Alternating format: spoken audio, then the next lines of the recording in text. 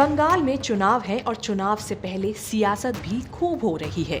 एक तरफ है टीएमसी की ममता जो फिर से सरकार बनाने की उम्मीद में है, तो बीजेपी बंगाल में अपनी साख तलाश रही है। कोलकाता में इंडिया टुडे कॉन्क्लेव के दौरान भी बंगाल में चुनाव का मुद्दा हावी रहा।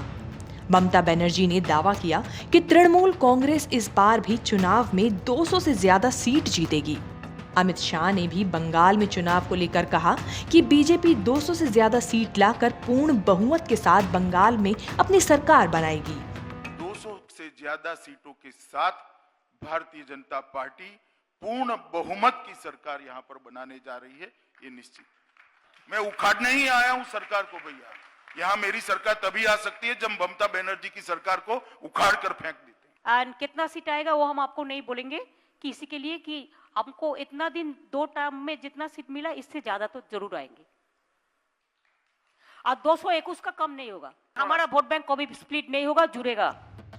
ममता बनर्जी ने बीजेपी पर निशाना साधते हुए कहा कि वो बाहर के लोग हैं, जबकि बीजेपी के राष्ट्रीय अध्यक्ष जेपी नड्डा के काफिले पर हुए हमले को लेकर अमित शाह ने कहा कि वे ममता के गुंडे थे। कि वो अनुमति दे न दे, उनके गुंडों को जो इंस्ट्रक्शन दे, भारतीय जनता पार्टी ना रुकेगी ना थमेगी। हम हमारे लक्ष्य को अचीव कर रहेंगे। लेकिन जो गुंडा गद्दारी करके बाहर से आते हैं, बंगाल में गुंडा गद्दारी करके जबरदस्ती कुछ करने के लिए हम उसको बाहर का आदमी बोलते हैं। पहले इंडियन का क्या मतलब होता है उसको समझने चाहिए, उसके बाद किसी को बोलना चाहिए। हम बाहर से आके बंगाल को लूटने नहीं देंगे। बंगाल को लेकर ममता का कहना है कि तृणमूल बीजेपी को बंगाल को तोड़ने नहीं देगी और दिल्ली से बंगाल को कंट्रोल नहीं करने देगी। इस पर अमित शाह ने बयान दिया कि बंगाल की जनता नहीं चाहेगी कि जो अब तक बंगाल में चलता आया है वो अगले 5 सालों तक भी चलता रहे।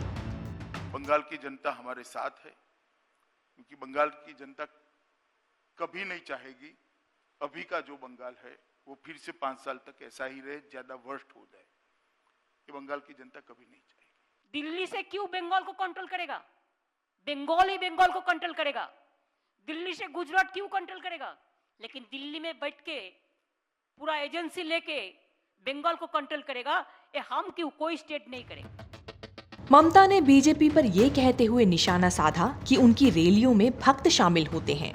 इस पर अमित शाह से पूछे जाने पर उन्होंने कहा कि हम वही बोलते हैं जो जनता चाहती है। बंगाल की जनता उन्हें इस बार मौका जरूर देगी।